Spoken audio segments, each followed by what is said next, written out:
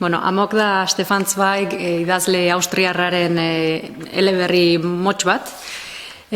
Oso errex irakurtzen dena, hasieratik bukaeraraino, intriga oso errex irakurtzeko intrigazko istorio bada.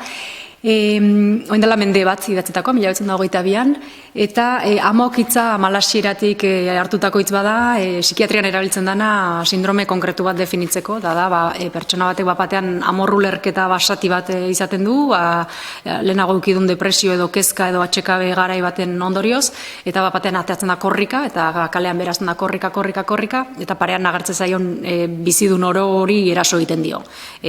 Normalean arma batekin joten da gainera, eta hiltzen du, parean tapatzen du nedonor.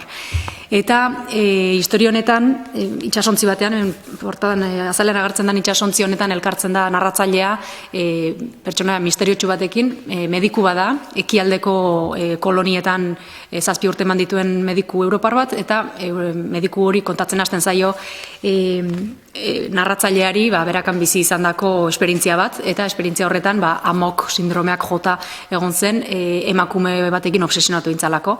Eta orduan hor kontatzen dio ze gertatu zitzaion, eta hasieratik hartzen dugu susmo, arrisku susmoa, eta gertaeraneko tragiko bat deskribatzen dugu azkenean. Oso errex irakurtzeko liburua da, intrigazkoa, amaiera tragiko duna, dena esan behar baldin bada.